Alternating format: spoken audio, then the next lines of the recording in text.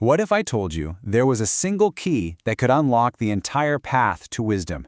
One single quality so fundamental, so powerful, that it actually holds everything else you need for the journey.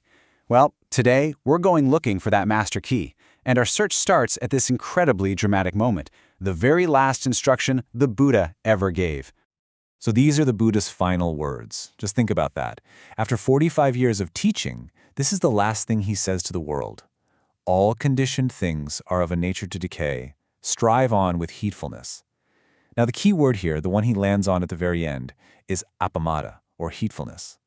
This wasn't just some throwaway line. No, this was the absolute capstone of his entire life's work. Okay, so that's got to make you wonder, right? Why this? Out of all the deep, profound things he taught, why did he choose to zero in on heedfulness as his final message? What is it about this one quality that makes it the summary of a lifetime of wisdom? I mean, seriously, think about it for yourself. If you had to boil down everything you've ever learned into one single piece of advice, what would it be? It seems like the Buddha's answer to that very question is this one concept. And that sets us on a fascinating hunt through the early texts to find this one thing that's the key to the whole shebang. And you know what's so cool? The texts themselves basically hand us the answer. The Dīgha Nikāya flat out says that Appamāda, this quality of heedfulness, is the one thing that's of great help. So it's like the ancient sources are just telling us, yep, a master key exists, and you're looking right at it. All right, so let's get into it. What exactly is Appamāda? We translate it as heedfulness or diligence, but honestly, those words can sound a little tame. To really get it, we need to look not just at what it is, but also at what it's the complete opposite of. At its heart, Appamāda is active. It's an energetic vigilance. See, it's not just about passively paying attention. It is about actively guarding your mind. Imagine you're a security guard at the door of your own mind, diligently protecting it from anything harmful trying to get in, while at the same time, you're inside tending the garden and cultivating everything good. You know, one of the best ways to get this is to look at its opposite, pamāda, which is basically negligence or carelessness. The texts say a person living with pamāda has a mind that's totally unguarded, just scattered everywhere by sights and sounds and thoughts, and it leads to suffering. But someone living with appamāda, their mind is guarded, they're vigilant, and that vigilance leads to joy and peace. It's really the difference between letting your mind be a chaotic, noisy public square versus turning it into a beautiful, well-tended private garden. And that brings us to the most powerful metaphor for this idea, an image from the scriptures that just perfectly shows how massive and all-encompassing this one quality of heedfulness really is. I know, it sounds like a pretty bold claim, doesn't it? How on earth can one quality hold every other good quality inside of it? Well, the Buddha had this brilliant analogy that just makes it all click. Here's how he explained it. He said to think about an elephant's footprint.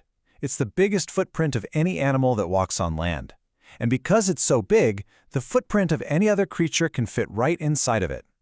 In the exact same way, the practice of Appamāda is so foundational that all other wholesome qualities fit right inside of it.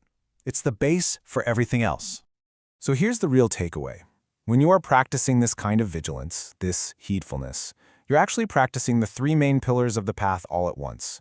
You absolutely need heedfulness to maintain your ethical conduct, or sila. You need heedfulness to build up real concentration, or samadhi. And for sure, you need heedfulness to grow genuine wisdom, panya. They all fit inside that one giant footprint. Okay, so the theory is awesome. But what does this actually look like day to day? How do we take this cool idea of an elephant's footprint and make it real in our own lives? Let's break down the actual practice. The first thing we got to remember is that heedfulness is a verb. It's something you do. It's a skill you develop. It's the active, moment-by-moment job of being the gatekeeper of your own mind. And the good news is that texts give us some super clear instructions on how to do it. Okay, so first up, it starts with guarding your senses, just being really mindful about what you're letting in through your eyes and ears. Next, it's about holding down a baseline of ethics, the 5 precepts, which basically creates a safe space for your mind. And check out step 3, because this is a direct hit. The 5th precept says to avoid intoxicants, specifically because they are a pamadatana, which literally means a foundation for heedlessness. Taking intoxicants is, by definition, willingly making your mind unguarded. Practicing appamāda means choosing clarity instead. And listen, this isn't just some minor, helpful hint. The texts talk about this practice like it's the most important thing. It's not just a good idea, it's considered your most precious possession, the one treasure that protects all of your other treasures. So why? Why is this so critical? What's the big deal? Well, because guarding the mind isn't just about feeling a little calmer. It is directly tied to the ultimate goal of the entire path. So we all know about the Noble Eightfold Path, right? It's the map to liberation. But hey, what good is a map if you keep getting distracted and wandering off the trail? Appamāda is the energy, the focus, the vigilance that actually keeps you on that path and stops you from getting lost in the woods of carelessness. And then you find these passages in the text that are just incredible. In the Saṃyutta Nikāya, there are these dialogues about the Eightfold Path, and after laying it all out, the conversation always ends with this line, "It is enough, friend, for heedfulness." I mean, wow, that's a huge statement. It's basically saying if you can just nail this one quality, you've got what you need for the whole journey. So at the end of the day, Appamāda is the engine. The Eightfold Path is the vehicle, the road to freedom. But without that engine of heedfulness, the car just sits in the driveway. With it, you are actively moving toward the final destination, the lasting peace and freedom of Nibbana. It's the start, the middle, and the key to the very end of the path. And that brings it all back to us, right here, right now.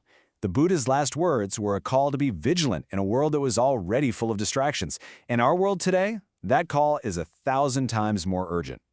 So the question I want to leave you with is this. What is your elephant's footprint?